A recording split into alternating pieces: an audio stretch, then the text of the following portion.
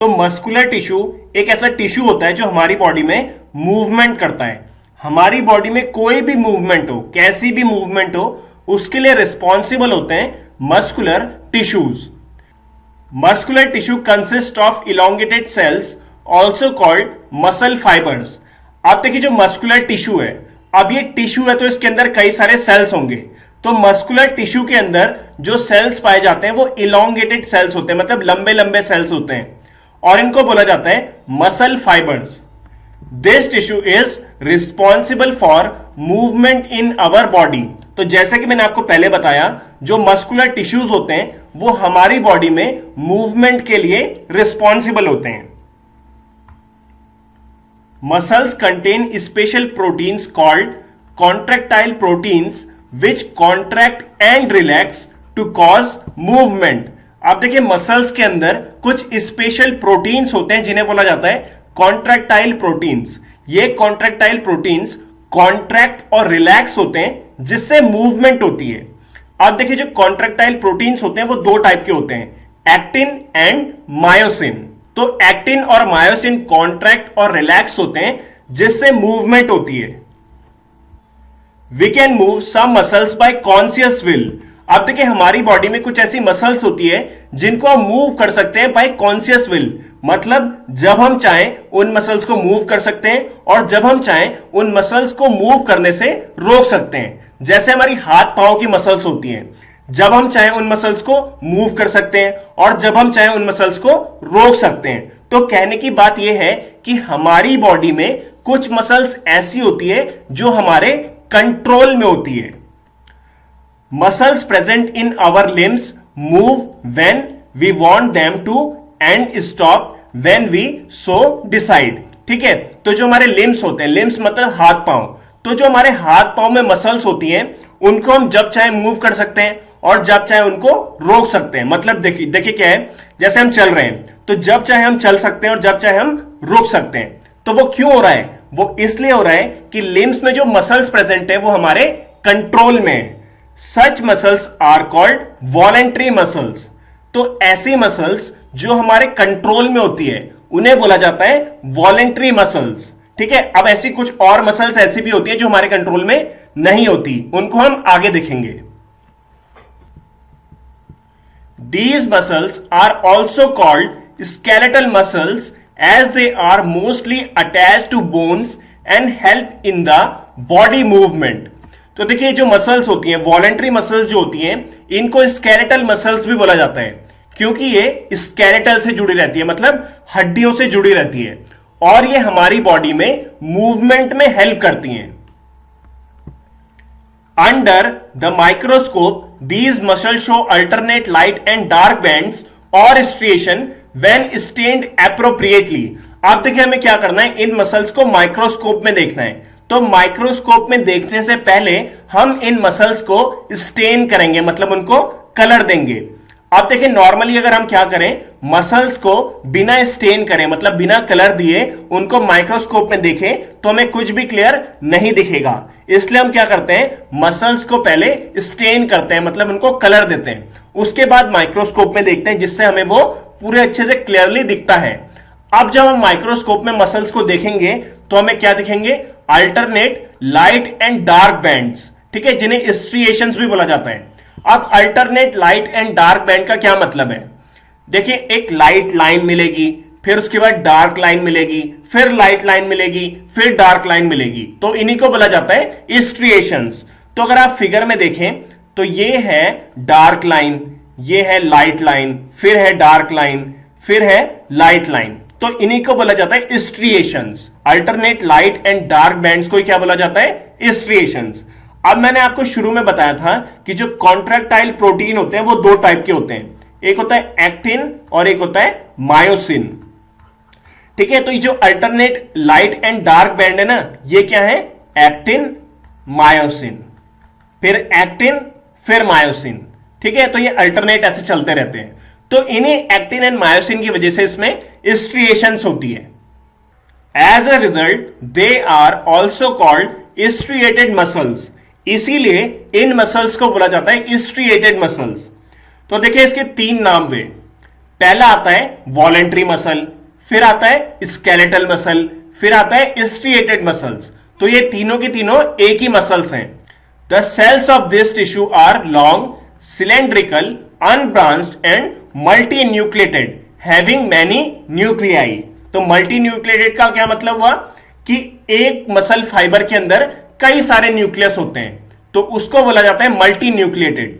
तो देखिए अब इन सारी चीजों को हम फिगर की मदद से समझेंगे। तो सबसे पहले जैसे हमने बात कर ली थी कि स्ट्रिएशंस क्या होती है, alternate light and dark bands को बोला जाता है स्ट्रिएशंस। अब उसके बाद हमने क्या पढ़ा कि जो सेल्स होते हैं, ठीक है, कैसे होते हैं, लॉन्ग होते हैं। तो देखिए लंबे लंबे से सेल्स हैं, ठीक है। फिर ये सिलेंड्रिकल होते हैं, तो सिलेंड्रिकल शेप के हैं ये। इसके अलावा अनब्रांच्ड होते हैं, इसमें कोई भी ब्रांच ऐसे करके नहीं निकली रहती, और मल्टी न्यूक्लिएटेड होते हैं। तो इसमें आप देखें तो ये एक न्यूक्लियस, ये एक न्यूक्लियस, ये एक न्यूक्लियस, ये एक न्यूक्लियस। तो इसमें क्या हुआ, मल्टी न्यूक्लिएटेड कंडीशन हो गई, ठीक है। तो ये सारी प्रॉपर्टीज हैं किसकी, स्केलेटल मसल्स की। तो देखिए हमने क्या पढ़ा, कुछ मसल्स होती हैं जो हमारे कंट्रोल में होती है, उन्हें बोला जाता है वॉलेंट्री मसल्स। अब ये जो वॉलेंट्री मसल्स होती हैं ये स्केलेटन से जुड़ी रहती है, मतलब हड्डियों से जुड़ी रहती है, तो इसलिए इनको बोला जाता है स्केलेटल मसल्स, ठीक है। अब इन स्केलेटल मसल्स में क्या रहती है, स्ट्रिएशंस रहती है, तो इसलिए इनको और क्या बोला जाता है, स्ट्रिएटेड मसल्स। ओके, अब इनकी प्रॉपर्टीज क्या है, ये लॉन्ग होती है, सिलेंड्रिकल होती है, अनब्रांच्ड होती है और मल्टी न्यूक्लिएटेड होती है। तो ये चीजें आपको ध्यान रखनी है। The movement of food in the alimentary canal और the contraction and relaxation of blood vessels are involuntary movements. तो इससे पहले हमने क्या पढ़ा था, वॉलेंटरी मूवमेंट्स। तो वॉलेंटरी मूवमेंट्स में कौन सी मसल्स रिस्पॉन्सिबल होती है, वॉलेंटरी मसल्स, जो हमारे कंट्रोल में होती है, जिसको हम कंट्रोल कर सकते हैं, ठीक है। तो इसका मतलब क्या हुआ कि जो वॉलेंटरी मूवमेंट्स हैं उसको हम कंट्रोल कर सकते हैं, जैसे अपने हाथ पांव को हिलाना। इसके बाद आता है इनवॉलेंटरी मूवमेंट। अब इनवॉलेंटरी मूवमेंट में कौन सी मसल्स इन्वॉल्व होगी, इनवॉलेंटरी मसल्स, ठीक है। और ये हमारे कंट्रोल में नहीं होता, ये जो इनवॉलेंटरी मूवमेंट होता है ना, ये हमारे कंट्रोल में नहीं होता है, ठीक है। तो हमारी बॉडी में दो टाइप के मूवमेंट होते हैं, एक होता है वॉलेंटरी मूवमेंट जो उसको हम कंट्रोल कर सकते हैं, और एक होता है इनवॉलेंटरी मूवमेंट जिसको हम कंट्रोल नहीं कर सकते।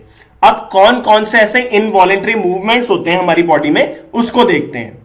देखिए ये है एलिमेंट्री कैनाल, ठीक है। एलिमेंट्री कैनाल क्या होता है, माउथ से लेके एनस तक जो पूरा पार्ट होता है उसे बोला जाता है एलिमेंट्री कैनाल।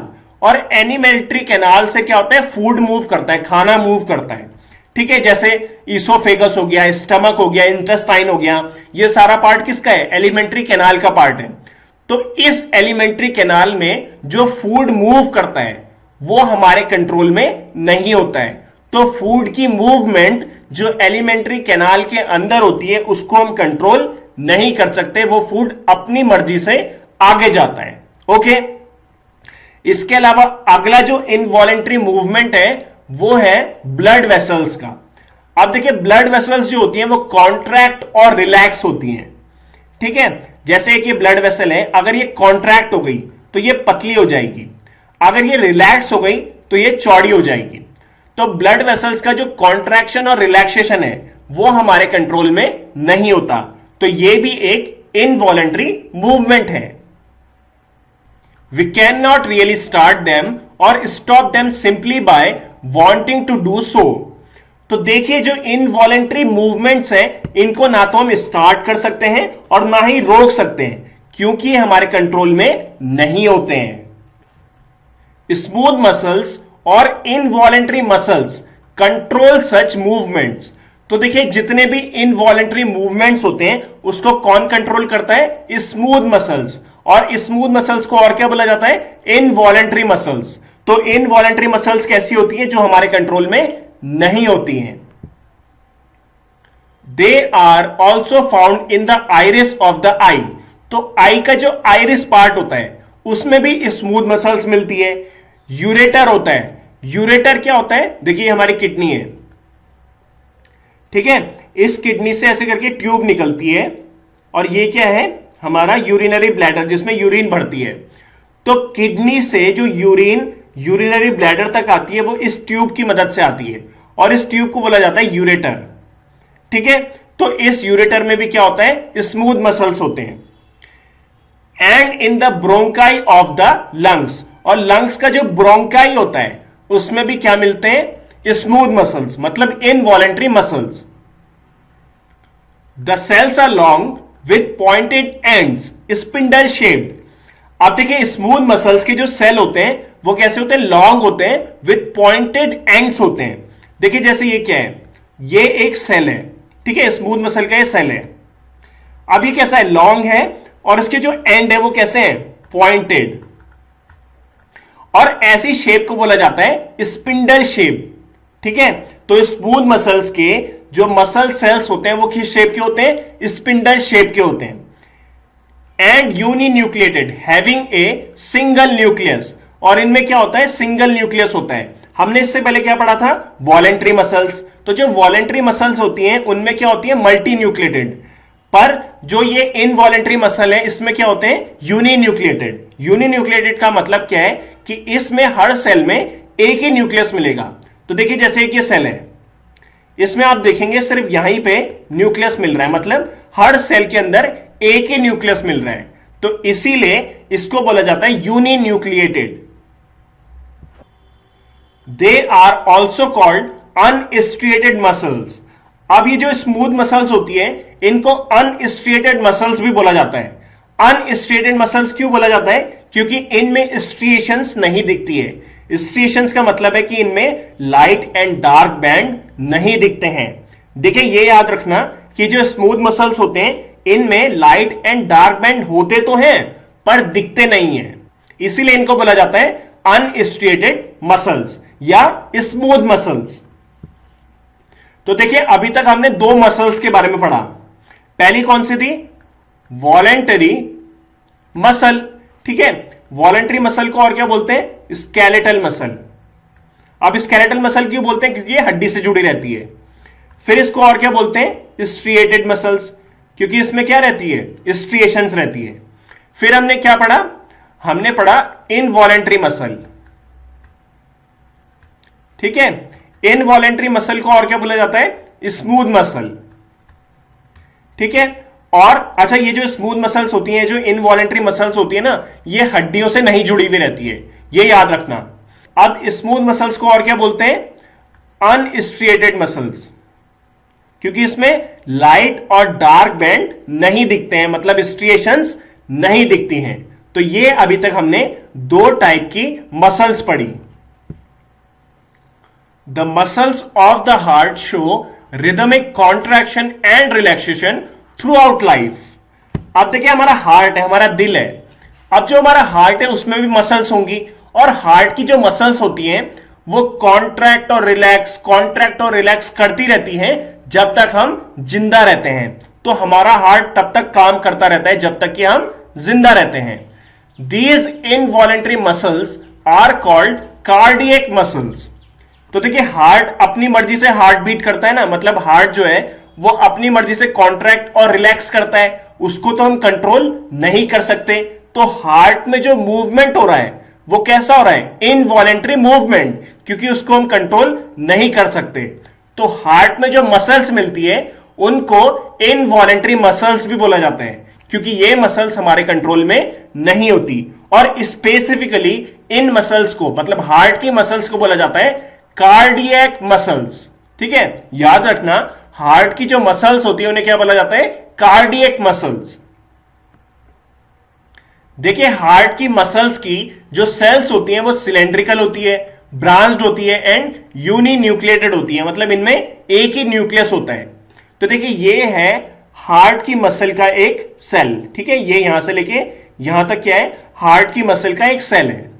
तो ये कैसा है, सिलेंड्रिकल है ना, सिलेंड्रिकल है, ब्रांच्ड है। तो यहां पे देखिए ब्रांच निकल रही है, इसलिए ये ब्रांच्ड है। और ये यूनिन्यूक्लिएटेड है।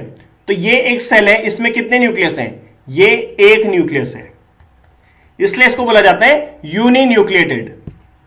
ठीक है, तो आपको याद क्या रखना है, जो हार्ट की मसल्स होती है वो इनवॉलेंट्री मसल्स होती हैं और इन मसल्स को बोला जाता है कार्डियक मसल्स।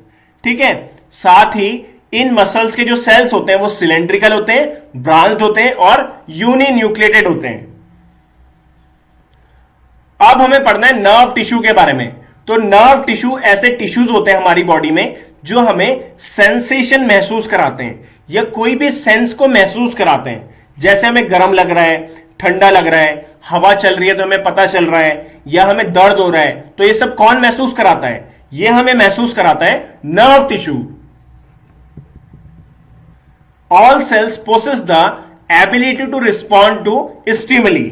आप देखिए हमारी बॉडी में जितने भी सेल्स हैं वो रिस्पॉन्ड करते हैं स्टिमुली के लिए। अब स्टिमुली कैसे हो सकते हैं? गर्मी हो सकती है, ठंड हो सकती है, दर्द हो सकता है, या और भी कुछ स्टिमुली हो सकते हैं। तो उन सब स्टिमुली के लिए हमारी बॉडी में जो भी सेल्स हैं वो रिस्पॉन्ड करते हैं, मतलब उनमें कुछ चेंजेस आते हैं। However, cells of the nerve tissue are highly specialized for being stimulated and then transmitting the stimulus very rapidly from one place to another within the body. अब चलिए इसको समझते हैं। ये एक बॉडी है, ठीक है, ये इसका हाथ है, ठीक है। अब यहां पे क्या है ना, एक हॉट ऑब्जेक्ट है, गर्म ऑब्जेक्ट है, ठीक है, ये हॉट ऑब्जेक्ट है। अब इस इंसान ने क्या किया, इस हॉट ऑब्जेक्ट पे अपना हाथ लगा दिया, तो इसे क्या होगा, गर्मी महसूस होगी। तो जो गर्मी है वो क्या है, स्टिमुलस है। इस केस में स्टिमुलस है। स्टिमुलस कुछ भी हो सकता है, गर्मी हो सकती है, दर्द हो सकता है, या ठंड हो सकती है, कुछ भी, ठीक है। तो इस केस में स्टिमुलस क्या है, गर्मी, हॉटनेस, ठीक है। तो अब इसके हाथ ने जैसे ही इस ऑब्जेक्ट को छुआ तो इसको गर्मी महसूस हुई। अब इस इंसान को गर्मी कैसे महसूस हुई? देखिए इसके हाथ में क्या है, नर्व सेल, ठीक है। यह नर्व सेल क्या करेगा, इस स्टिमुलस को, मतलब इस गर्मी को डिटेक्ट करेगा। फिर डिटेक्ट करने के बाद यह नर्व सेल क्या हो जाएगा, स्टिमुलेट हो जाएगा, और स्टिमुलेट करने के बाद इस स्टिमुलस को, मतलब इस गर्मी के जो सिग्नल है, इसको ट्रांसपोर्ट करेगा कहां, ब्रेन तक। और तब हमें महसूस होगा कि ये ऑब्जेक्ट क्या है, गर्म है। ये बहुत जल्दी होता है ना, इसमें टाइम नहीं लगता, बहुत जल्दी होता है। तो हमने इस लाइन में क्या पढ़ा, हमने इस लाइन में पढ़ा कि नर्व टिश्यूज में जो सेल्स होते हैं वो स्टिमुलेट होते हैं, और स्टिमुलेट होने के बाद जो स्टिमुलस होता है उसको ट्रांसमिट करते हैं हमारी बॉडी के एक प्लेस से दूसरे प्लेस तक। तो यही मैंने आपको यहां पे बताया। The brain, spinal cord and nerves are all composed of the nerve tissue. आप देखिए हमारी बॉडी में ब्रेन मिलता है, स्पाइनल कॉर्ड मिलती है और नर्व्स मिलते हैं। ये सारे के सारे किस चीज से बने हैं, नर्व टिश्यू से बने हैं, ठीक है। ये सारे के सारे किससे बने, नर्व टिश्यू से। The cells of this tissue are called nerve cells और न्यूरॉन। तो नर्व टिश्यू के जो सेल्स होते हैं उन्हें क्या बोला जाता है, नर्व सेल्स या neurons. A neuron consist of a cell body with a nucleus and cytoplasm from which long thin hair like parts arise। तो देखिए ये है डायग्राम किसका, न्यूरॉन का या नर्व सेल का। तो इसमें आप देखेंगे यहां पे क्या है, ये सेल बॉडी। तो ये पूरी की पूरी है सेल बॉडी, ठीक है। अब इस सेल बॉडी के अंदर क्या मिल रहा है, न्यूक्लियस। इसके अलावा ये जो सेल बॉडी है इससे हेयर लाइक स्ट्रक्चर निकल रहे हैं, हेयर लाइक छोटे छोटे स्ट्रक्चर निकल रहे हैं जिन्हें बोला जाता है dendrites. Usually, each neuron has a single long part called the axon and many short branch parts called dendrites। तो देखिए जो न्यूरॉन होता है उसमें एक सिंगल लॉन्ग पार्ट मिलता है जिसे बोला जाता है एक्सॉन। तो न्यूरॉन में ये देख रहे हैं ना आप, ये सिंगल लॉन्ग पार्ट है, लंबा सा पार्ट है जिसे बोला जाता है एक्सॉन। इसके अलावा कई सारे ब्रांच पार्ट्स मिलते हैं जिन्हें बोला जाता है डेंड्राइट्स। तो देखिए डेंड्राइट्स कई सारे हैं और ब्रांच भी हैं, ठीक है। तो न्यूरॉन में एक सिंगल लॉन्ग पार्ट मिलता है जिसे बोलते हैं एक्सॉन, और ब्रांच पार्ट मिलता है जिसे बोलते हैं डेंड्राइट। देखिए एक नर्व सेल 1 मीटर तक लंबा हो सकता है। Many nerve fibres bound together by connective tissue make up a nerve. तो देखिए एक नर्व है, उसमें कई सारे नर्व फाइबर्स जुड़ते हैं, और ये कई सारे नर्व फाइबर्स किसकी मदद से जुड़ते हैं, एक कनेक्टिव टिश्यू की मदद से। तो सबसे पहले तो क्वेश्चन आता है कि नर्व फाइबर्स क्या होते हैं। देखिए, एक्सॉन को ही नर्व फाइबर्स बोला जाता है। तो कई सारे एक्सॉन्स मिलके क्या बनाते हैं, नर्व बनाते हैं। अभी जो कई सारे एक्सॉन है किसकी मदद से मिलते हैं, किसकी मदद से जुड़ते हैं, कनेक्टिव टिश्यू की मदद से। और इस कनेक्टिव टिश्यू का नाम है endoneurium. The signal that passes along the nerve fibre is called a nerve impulse या स्टिमुलस। ठीक है, तो देखिए ये जो एक्सॉन है या नर्व फाइबर है, इससे जो सिग्नल्स आगे जाते हैं उन्हीं को बोला जाता है नर्व इंपल्स। देखिए, नर्व इंपल्स की मदद से ही हम जब चाहें अपनी मसल्स को मूव कर सकते हैं।